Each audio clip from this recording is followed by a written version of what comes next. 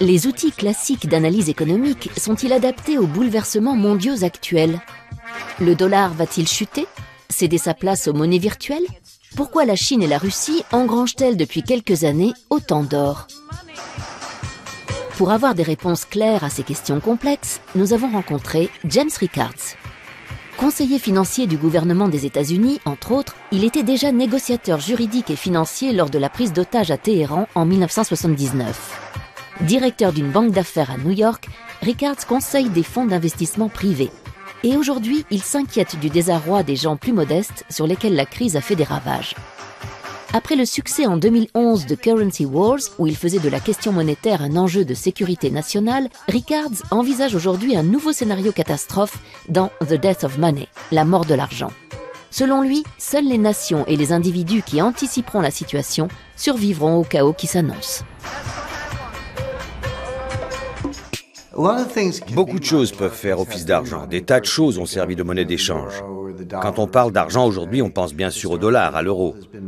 Historiquement, c'est l'or qui a dominé les échanges pendant des millénaires. Mais au fil du temps, à travers le monde, on a utilisé des plumes, des coquillages, des marques de toutes sortes. L'argent prend bien des formes, mais elles ont tout un trait commun, la confiance. Quand on a confiance dans une monnaie d'échange, c'est de l'argent. Si cette confiance disparaît, ce n'est plus de l'argent. Voilà le propos de mon nouveau livre, La mort de l'argent. Dans quelles circonstances le monde pourrait-il perdre confiance dans le dollar? Down 127 points from yesterday. Atlanta Gas 7, down 86 points. Bonza International 9, down 45 points.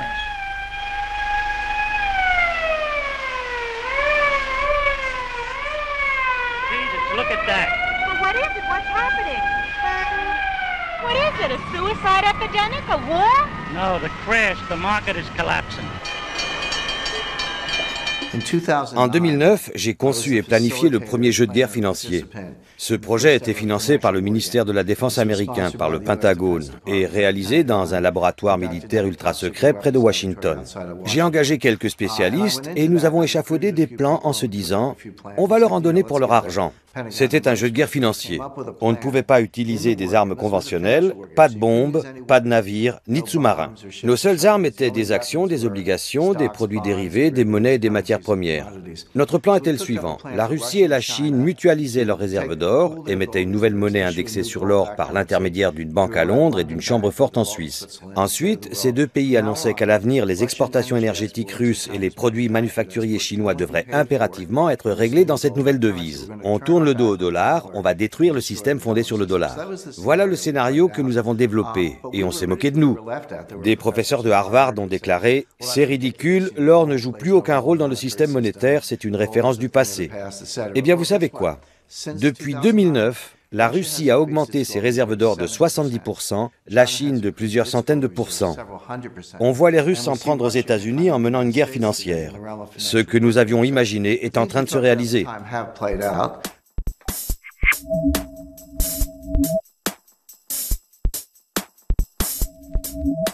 La parole est d'argent, alors parlons-en.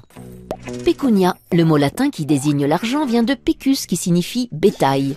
Pour les Romains, une vache était en effet l'investissement idéal, car échangeable contre du pain, du blé, des vêtements, etc. Mais le principe du troc montre rapidement ses limites. En 500 avant Jésus-Christ, l'empereur Crésus fait frapper la première pièce d'or, d'où l'expression « être riche comme Crésus ». La monnaie papier est créée 1500 ans plus tard, en Chine, sous forme d'une attestation de dépôt. C'est le premier pas vers la virtualisation de l'argent. Le paiement sans espèces apparaît au XIIIe siècle à Florence. Les riches commerçants signent des ordres de virement d'un compte à l'autre. Les premières cartes de crédit sont utilisées aux États-Unis dès la fin du XIXe siècle. Et l'année 2009 voit l'apparition du Bitcoin, la première monnaie 100% virtuelle. Elle n'est émise par aucune banque nationale et les transactions sont gérées selon un système aléatoire par un réseau d'ordinateurs. L'avenir dira si le Bitcoin est une monnaie sûre. Bien sûr, les États-Unis sont la première économie mondiale. C'est de loin le plus important marché obligataire dans le monde. La plus grande partie des réserves de change est libellée en dollars. Une crise du dollar, une crise de la dette souveraine américaine plongerait le monde entier dans la crise. Le système monétaire international s'est effondré 3 fois au cours des 100 dernières années, en 1914, en 1939 et en 1971. Ce genre de phénomène se produit tous les 30 ou 40 ans. Quand cela arrive, ce n'est pas la fin du monde. On ne retourne pas vivre dans des cavernes. Concrètement, les grandes puissances financières et commerciales se réunissent et rédigent de nouvelles règles du jeu. L'expression n'est pas de moi. Elle apparaît il y a plus d'un siècle pour décrire le fonctionnement du système monétaire international. Quand le système monétaire international s'effondre, ce qui devrait à mon sens se produire prochainement, il faut définir de nouvelles règles du jeu. Mais quelles sont ces règles et comment les gens peuvent-ils s'y préparer? L'illusion monétaire est un concept économique, je ne l'ai pas inventé. Concrètement, quand un gouvernement commence à faire tourner la planche à billets, l'inflation n'apparaît pas partout de la même façon. C'est un peu comme jeter un caillou dans une mare, les ondes de choc se propagent graduellement. Les individus qui sont proches de la création de la monnaie, les banquiers et les gérants astucieux de fonds de placement, en sont informés les premiers et ils achètent des actifs. Puis les ondes se propagent et l'inflation se généralise. On constate une inflation de certains actifs, un accroissement des prix à la consommation. Quand l'investisseur lambda entre en scène, il est trop tard. La valeur de la monnaie a été détruite et les gens bien informés ont accaparé toute la richesse. L'illusion monétaire caractérise la première phase, quand la situation paraît prometteuse alors que l'on fait juste tourner la planche à billets. Plus tard, l'illusion se dissipe.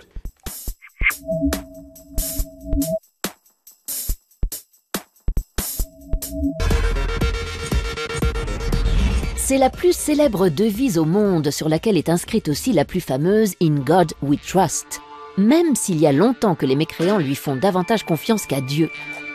L'heure est grave, de plus en plus contesté, le dollar est même menacé de disparition. Il pourrait être remplacé par la monnaie virtuelle et autres moyens de paiement numériques. Pourtant, s'il quittait la scène, quel drame pour le rêve américain auquel il est intimement lié. Rien ne pourrait l'effacer de notre imaginaire où il occupe une place de choix. Le dollar est lié à la naissance de la nation américaine.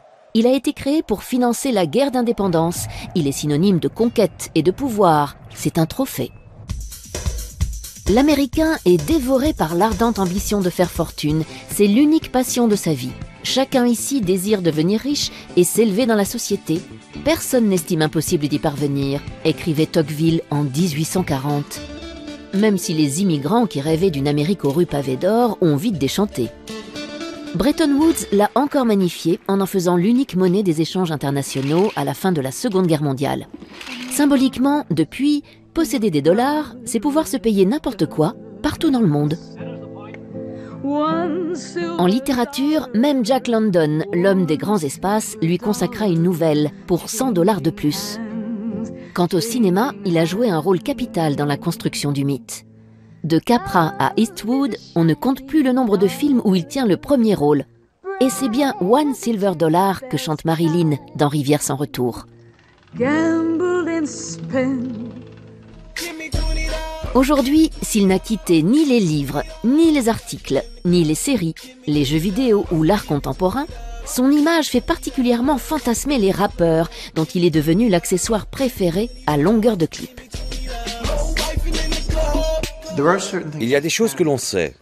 On connaît l'échelle du système et on sait aussi qu'un krach est en rapport exponentiel avec la taille du système. Quand le système triple de taille, on ne triple pas le risque, on le multiplie par 10 ou par 100. C'est la nature d'une fonction exponentielle. Quand on regarde le système actuel, on constate qu'il est beaucoup plus gros qu'avant. En 2008, par exemple, on a tous entendu l'expression « trop gros pour faire faillite ». Les banques étaient trop grosses pour faire faillite, il fallait les sauver. Eh bien, vous savez quoi? Aux États-Unis, depuis 2008, les 5 plus grandes banques sont plus importantes encore. Elles contrôlent une part plus grande des actifs bancaires et elles ont une panoplie plus large de produits dérivés. Ce qui était déjà trop grand en 2008 pour disparaître est encore plus grand aujourd'hui. Ce qui veut dire que le risque d'un effondrement catastrophique est encore plus grand. On voit ce qui nous attend. Aujourd'hui, avec les réseaux sociaux, nous sommes plus connectés que jamais. La possibilité qu'une perturbation minime se propage à grande vitesse est encore plus probable en raison de cette connectivité accrue. Si un nombre suffisant d'individus, ce que l'on appelle le seuil critique, est atteint, les agents économiques commencent à changer de comportement en fonction des réactions d'autres agents. Voilà le seuil critique. Il varie d'un individu à l'autre. Mais s'il est atteint, alors des événements mineurs peuvent se propager et causer un effondrement systémique, comme un flocon de neige peut provoquer une avalanche. En d'autres termes, pour qu'un tel phénomène se produise, il faut que les agents soient connectés, il faut qu'ils communiquent. Sans cette connectivité et cette communication, on ne risque pas un changement de comportement à grande échelle.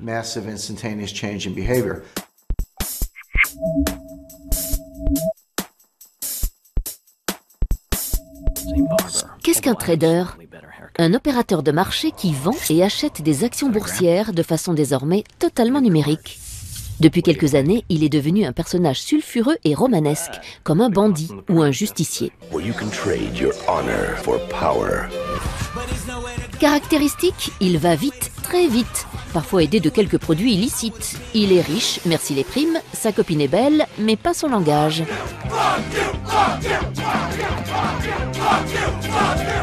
Selon le psychologue Robert Hare, 10% des traders peuvent être qualifiés de psychopathes, pourcentage 10 fois plus élevé que dans l'ensemble de la population.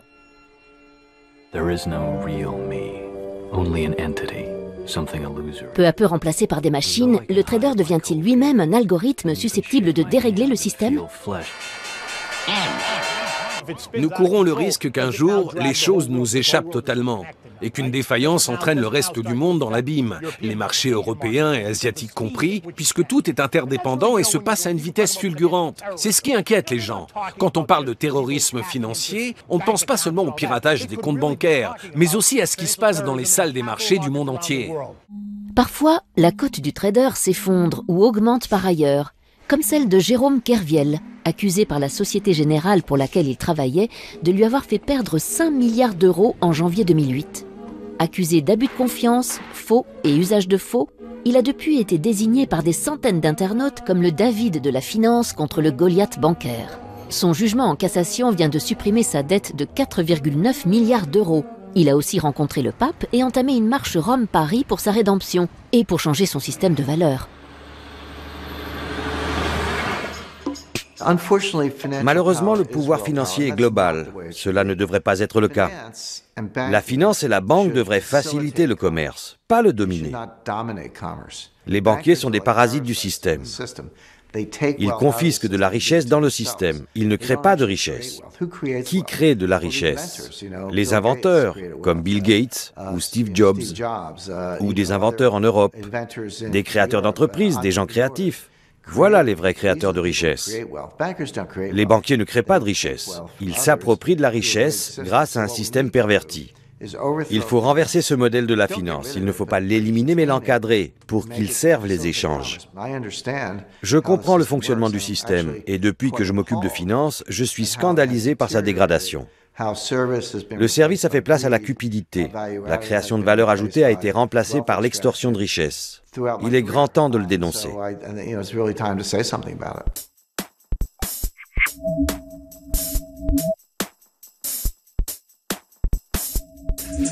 Qui se souvient du Bancor, un nom poétique pour une monnaie qui n'a jamais vu le jour?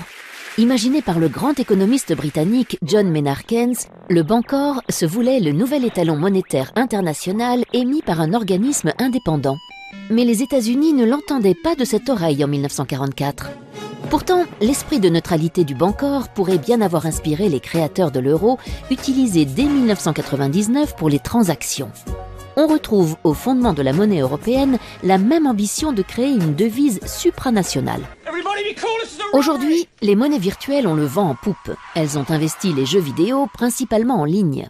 Sur Second Life, Entropia Universe ou World of Warcraft, accomplir une mission ou dérober un butin peut rapporter des Linden Dollars, des Project Entropia Dollars, des Adena ou autres PO.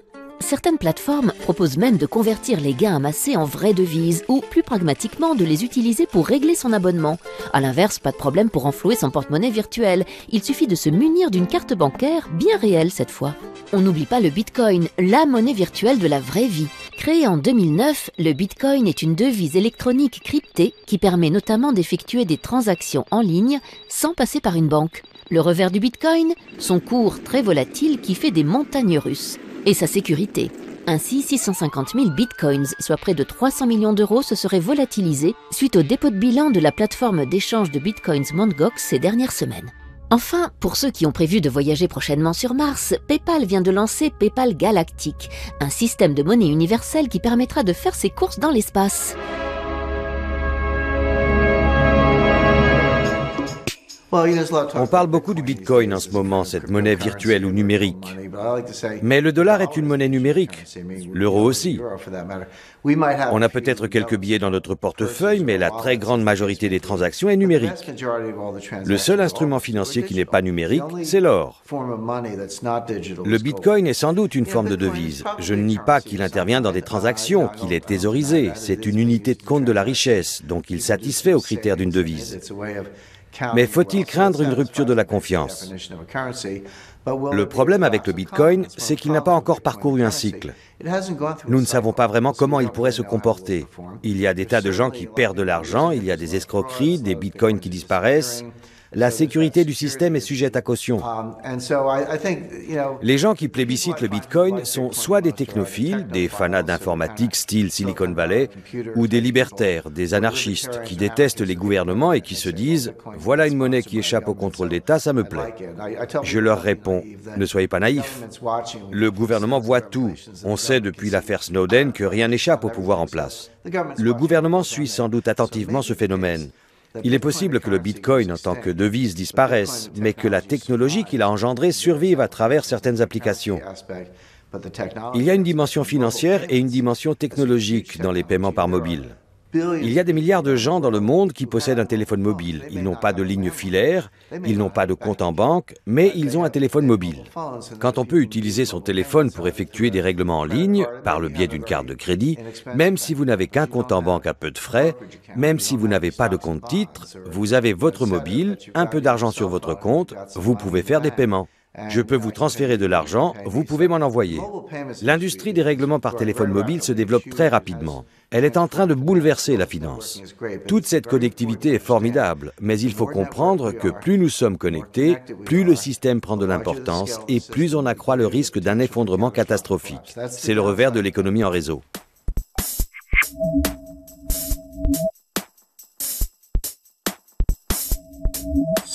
Le monde compte environ 180 monnaies officielles. Et il y a les inofficielles, comme le Chiemgauer, dans le sud de l'Allemagne, ou la pêche, utilisée par les commerçants de Montreuil. À la bourse, le dollar, l'euro et le yen japonais sont les devises les plus en vue.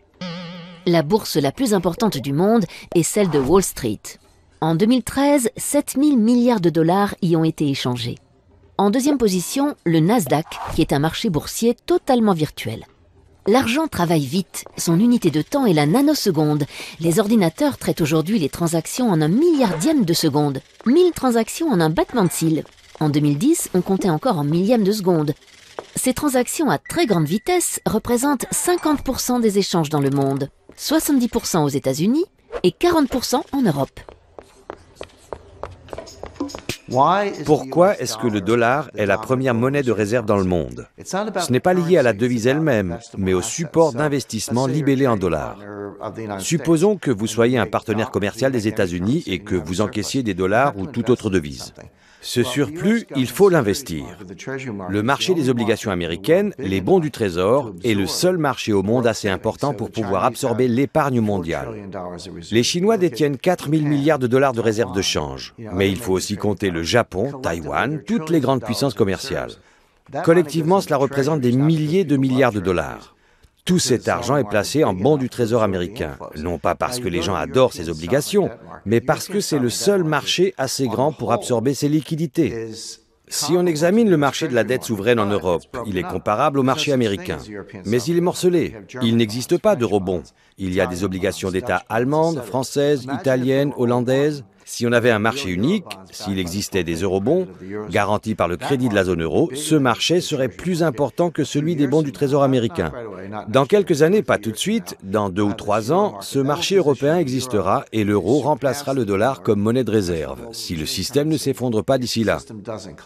Dans un monde qui ne subit pas d'effondrement, vous verrez une appréciation de l'euro. Dans un monde qui s'effondre, aucune monnaie ne sera épargnée, pas même l'euro. You're pathetic trying to be like us. We're not trying to be like you, you idiot. We're much stronger than you are anyway. Our currency's the best. No, we are. No one's want to trade with you anyway. You want to bet, huh? Yes, I want to bet. You want to take that? Yes, I want to bet. You don't get quiet and go back to sleep or there will be no pocket money. No bailout and no loans. Sorry, Daddy. En matière de sagesse économique, j'apprécie par-dessus tout Angela Merkel. C'est la seule dirigeante qui comprend l'économie parce qu'elle n'est pas économiste. C'est une scientifique. Comme je l'ai expliqué, il faut aborder l'économie avec des outils scientifiques, pas de la pseudoscience. Le keynésianisme, la théorie de l'équilibre général, la valeur à risque, tous les modèles et les techniques qui sont utilisés dans la finance et la gestion du risque sont de la pseudoscience. Ils ne correspondent pas à la réalité. La théorie des systèmes complexes, la théorie des réseaux, l'analyse de la distribution du pouvoir sont des modèles qui reflètent la réalité. Angela Merkel est une scientifique, elle comprend ces phénomènes. Et elle comprend aussi que l'Europe doit être restructurée. Elle assume un rôle dirigeant dans ce domaine. En fait, toutes les grandes régions économiques, l'eurozone, les États-Unis, le Japon et la Chine, doivent être restructurées. Mais seule l'Europe procède à des ajustements structurels. Les autres régions s'en remettent à des solutions monétaires, à un ajustement des liquidités.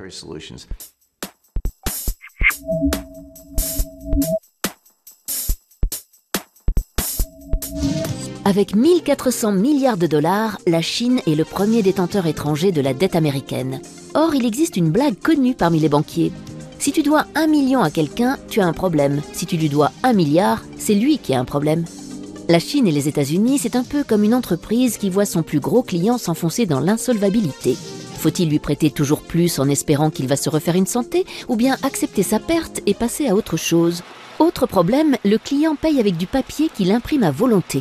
Si la Chine s'affranchit brutalement du dollar, c'est l'effondrement du billet vert. Si elle le garde, c'est l'effritement de ses réserves de change. Sa tactique, c'est donc de s'en débarrasser en douce. Une désaméricanisation progressive.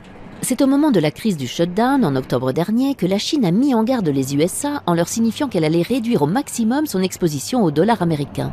Malgré les risques géopolitiques que cela comporte, la Chine a revendu en décembre 2013 pour presque 50 milliards de bons du Trésor américain. L'acheteur devient ainsi vendeur massif.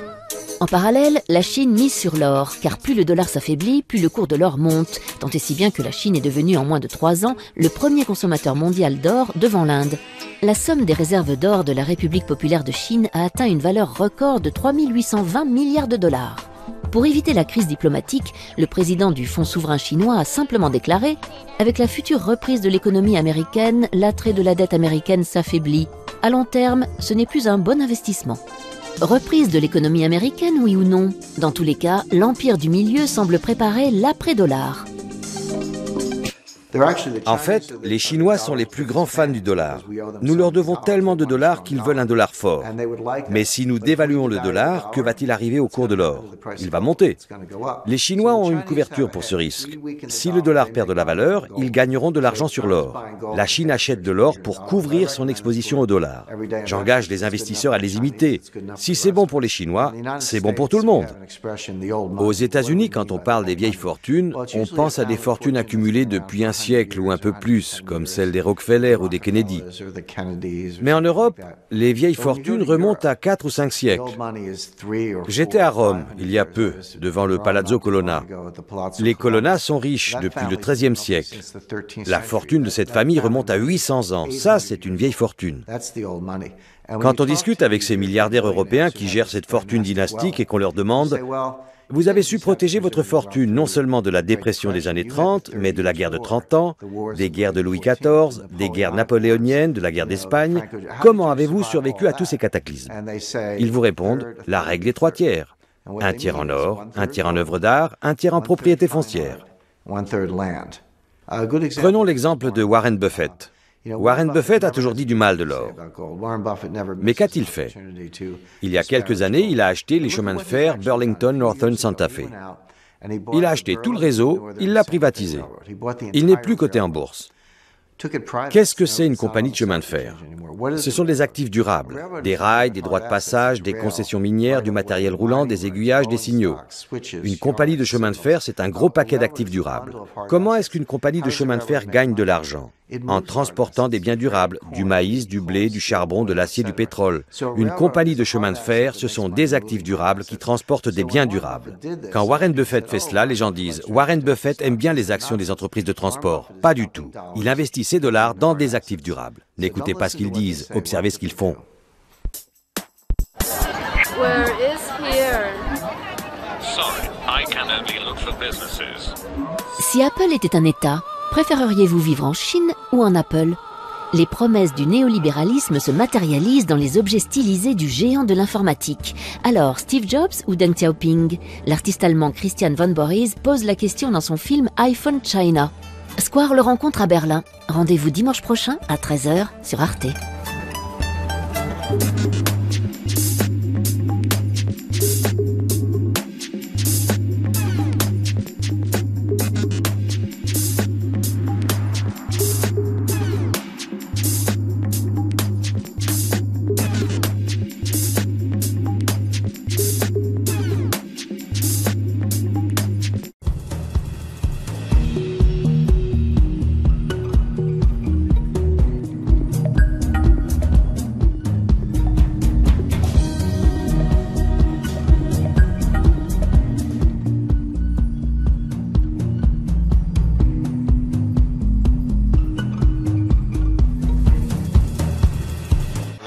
Les outils classiques d'analyse économique sont-ils adaptés aux bouleversements mondiaux actuels?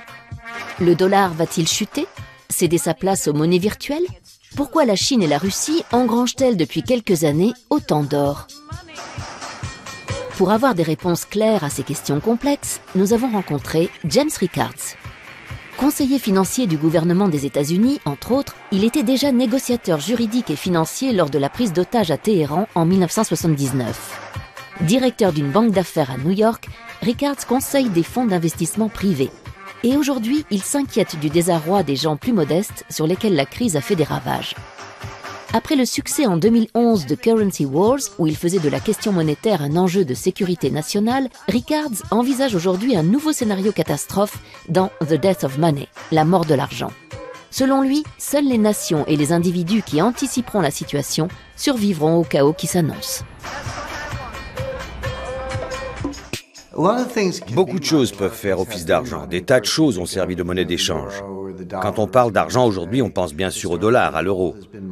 Historiquement, c'est l'or qui a dominé les échanges pendant des millénaires. Mais au fil du temps, à travers le monde, on a utilisé des plumes, des coquillages, des marques de toutes sortes. L'argent prend bien des formes, mais elles ont tout un trait commun, la confiance. Quand on a confiance dans une monnaie d'échange, c'est de l'argent. Si cette confiance disparaît, ce n'est plus de l'argent. Voilà le propos de mon nouveau livre, La mort de l'argent. Dans quelles circonstances le monde pourrait-il perdre confiance dans le dollar? Analog 3, down 127 points from yesterday. Atlanta Gas 7, down 86 points. Bonza International 9, down 45 points.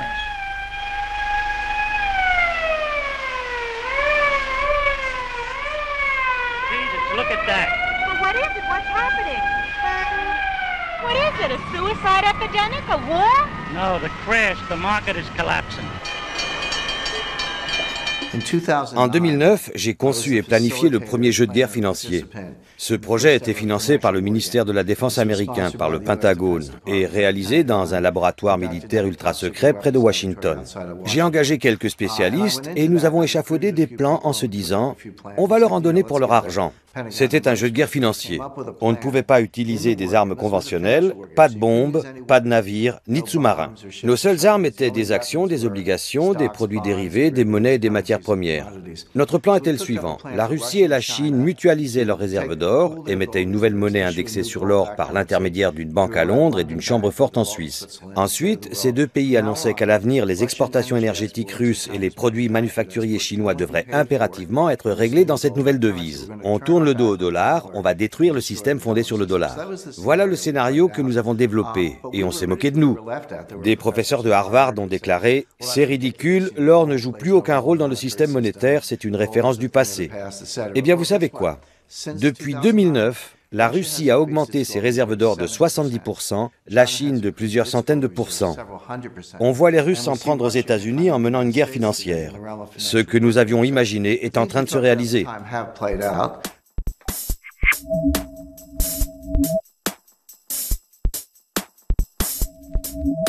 La parole est d'argent, alors parlons-en. Pecunia, le mot latin qui désigne l'argent, vient de pecus qui signifie bétail. Pour les Romains, une vache était en effet l'investissement idéal, car échangeable contre du pain, du blé, des vêtements, etc. Mais le principe du troc montre rapidement ses limites. En 500 avant Jésus-Christ, l'empereur Crésus fait frapper la première pièce d'or, d'où l'expression « être riche comme Crésus ». La monnaie papier est créée 1500 ans plus tard, en Chine, sous forme d'une attestation de dépôt. C'est le premier pas vers la virtualisation de l'argent. Le paiement sans espèces apparaît au XIIIe siècle à Florence. Les riches commerçants signent des ordres de virement d'un compte à l'autre. Les premières cartes de crédit sont utilisées aux États-Unis dès la fin du XIXe siècle. Et l'année 2009 voit l'apparition du Bitcoin, la première monnaie 100% virtuelle. Elle n'est émise par aucune banque nationale et les transactions sont gérées selon un système aléatoire par un réseau d'ordinateurs. L'avenir dira si le Bitcoin est une monnaie sûre. Bien sûr, les États-Unis sont la première économie mondiale. C'est de loin le plus important marché obligataire dans le monde. La plus grande partie des réserves de change est libellée en dollars. Une crise du dollar, une crise de la dette souveraine américaine plongerait le monde entier dans la crise. Le système monétaire international s'est effondré 3 fois au cours des 100 dernières années. En 1914, en 1939 et en 1971. Ce genre de phénomène se produit tous les 30 ou 40 ans. Quand cela arrive, ce n'est pas la fin du monde. On ne retourne pas vivre dans les cavernes. Concrètement, les grandes puissances financières et commerciales se réunissent et rédigent de nouvelles règles du jeu. L'expression n'est pas de moi. Elle apparaît il y a plus d'un siècle pour décrire le fonctionnement du système monétaire international. Quand le système monétaire international s'effondre, ce qui devrait à mon sens se produire prochainement, il faut définir de nouvelles règles du jeu. Mais quelles sont ces règles et comment les gens peuvent-ils s'y préparer? L'illusion monétaire est un concept économique, je ne l'ai pas inventé. Concrètement, quand un gouvernement commence à faire tourner la planche à billets, l'inflation n'apparaît pas partout de la même façon. C'est un peu comme jeter un caillou dans une mare, les ondes de choc se propagent graduellement. Les individus qui sont proches de la création de la monnaie, les banquiers et les gérants astucieux de fonds de placement, en sont informés les premiers et ils achètent des actifs. Puis les ondes se propagent et l'inflation se généralise. On constate une inflation de certains actifs, un accroissement des prix à la consommation. Quand l'investisseur lambda entre en scène, il est trop tard. La valeur de la monnaie a été détruite et les gens bien informés ont accaparé toute la richesse. L'illusion monétaire caractérise la première phase, quand la situation paraît prometteuse alors que l'on fait juste tourner la planche à billets. Plus tard, l'illusion se dissipe.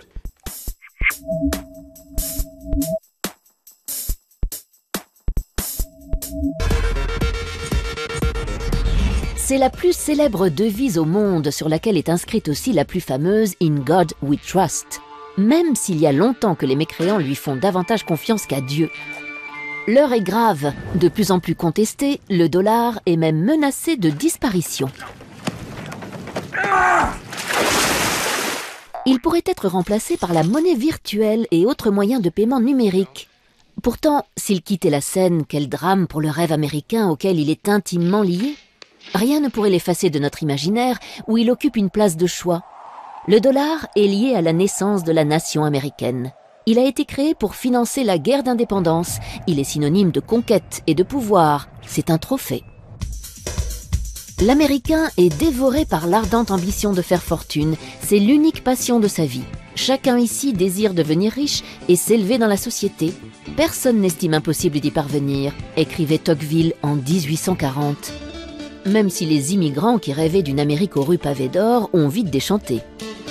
Bretton Woods l'a encore magnifié en faisant l'unique monnaie des échanges internationaux à la fin de la Seconde Guerre mondiale. Symboliquement, depuis, posséder des dollars, c'est pouvoir se payer n'importe quoi, partout dans le monde. En littérature, même Jack London, l'homme des grands espaces, lui consacra une nouvelle pour $100 de plus. Quant au cinéma, il a joué un rôle capital dans la construction du mythe. De Capra à Eastwood, on ne compte plus le nombre de films où il tient le premier rôle. Et c'est bien One Silver Dollar que chante Marilyn dans Rivière sans retour. Aujourd'hui, s'il n'a quitté ni les livres, ni les articles, ni les séries, les jeux vidéo ou l'art contemporain, son image fait particulièrement fantasmer les rappeurs, dont il est devenu l'accessoire préféré à longueur de clip. Il y a des choses que l'on sait. On connaît l'échelle du système et on sait aussi qu'un crack est en rapport exponentiel avec la taille du système.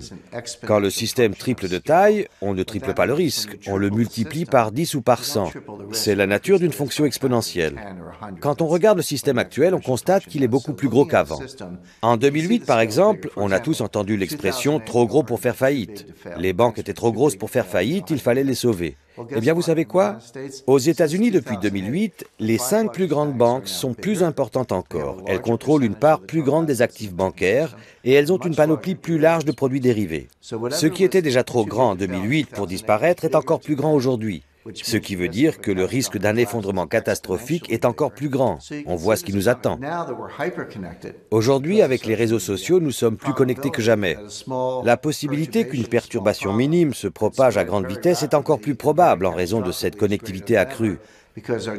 Si un nombre suffisant d'individus, ce que l'on appelle le seuil critique, est atteint, les agents économiques commencent à changer de comportement en fonction des réactions d'autres agents.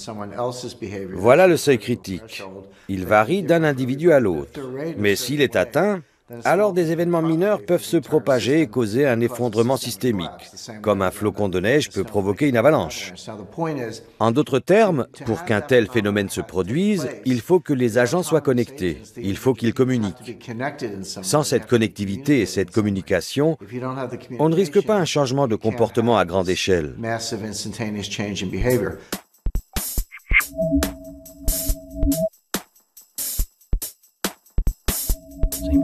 Qu'est-ce qu'un trader? Un opérateur de marché qui vend et achète des actions boursières de façon désormais totalement numérique. Depuis quelques années, il est devenu un personnage sulfureux et romanesque, comme un bandit ou un justicier.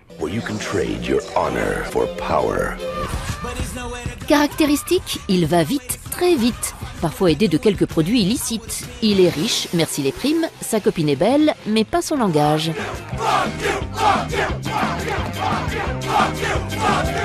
Selon le psychologue Robert Hare, 10% des traders peuvent être qualifiés de psychopathes, pourcentage 10 fois plus élevé que dans l'ensemble de la population.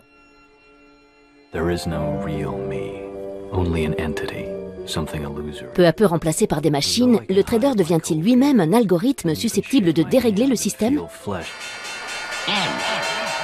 Nous courons le risque qu'un jour, les choses nous échappent totalement et qu'une défaillance entraîne le reste du monde dans l'abîme, les marchés européens et asiatiques compris, puisque tout est interdépendant et se passe à une vitesse fulgurante. C'est ce qui inquiète les gens. Quand on parle de terrorisme financier, on ne pense pas seulement au piratage des comptes bancaires, mais aussi à ce qui se passe dans les salles des marchés du monde entier. Parfois, la cote du trader s'effondre ou augmente par ailleurs, comme celle de Jérôme Kerviel, accusé par la Société Générale pour laquelle il travaillait de lui avoir fait perdre 5 milliards d'euros en janvier 2008. Accusé d'abus de confiance, faux et usage de faux, il a depuis été désigné par des centaines d'internautes comme le David de la finance contre le Goliath bancaire. Son jugement en cassation vient de supprimer sa dette de 4,9 milliards d'euros. Il a aussi rencontré le pape et entamé une marche Rome-Paris pour sa rédemption et pour changer son système de valeurs. Malheureusement, le pouvoir financier est global. Cela ne devrait pas être le cas. La finance et la banque devraient faciliter le commerce, pas le dominer. Les banquiers sont des parasites du système. Ils confisquent de la richesse dans le système. Ils ne créent pas de richesse.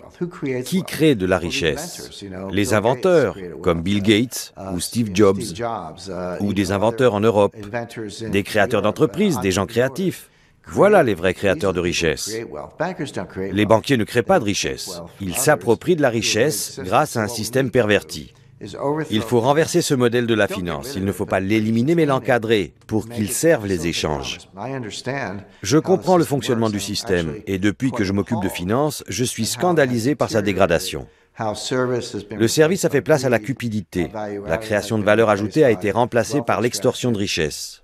Il est grand temps de le dénoncer.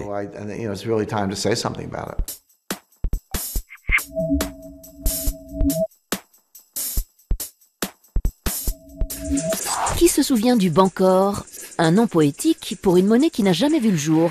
Imaginé par le grand économiste britannique John Maynard Keynes, le Bancor se voulait le nouvel étalon monétaire international émis par un organisme indépendant. Mais les États-Unis ne l'entendaient pas de cette oreille en 1944. Pourtant, l'esprit de neutralité du Bancor pourrait bien avoir inspiré les créateurs de l'euro, utilisé dès 1999 pour les transactions. On retrouve au fondement de la monnaie européenne la même ambition de créer une devise supranationale. Aujourd'hui, les monnaies virtuelles ont le vent en poupe. Elles ont investi les jeux vidéo principalement en ligne. Sur Second Life, Entropia Universe ou World of Warcraft, accomplir une mission ou dérober un butin peut rapporter des Linden Dollars, des Project Entropia Dollars, des Adena ou autres PO. Certaines plateformes proposent même de convertir les gains amassés en vraies devises ou, plus pragmatiquement, de les utiliser pour régler son abonnement. À l'inverse, pas de problème pour renflouer son porte-monnaie virtuel. Il suffit de se munir d'une carte bancaire, bien réelle cette fois. On n'oublie pas le Bitcoin, la monnaie virtuelle de la vraie vie. Créé en 2009, le Bitcoin est une devise électronique cryptée qui permet notamment d'effectuer des transactions en ligne sans passer par une banque. Le revers du Bitcoin, son cours très volatile qui fait des montagnes russes. Et sa sécurité. Ainsi, 650 000 bitcoins, soit près de 300 millions d'euros, se seraient volatilisés suite au dépôt de bilan de la plateforme d'échange de bitcoins Mt. Gox ces dernières semaines. Enfin, pour ceux qui ont prévu de voyager prochainement sur Mars, PayPal vient de lancer PayPal Galactic, un système de monnaie universelle qui permettra de faire ses courses dans l'espace.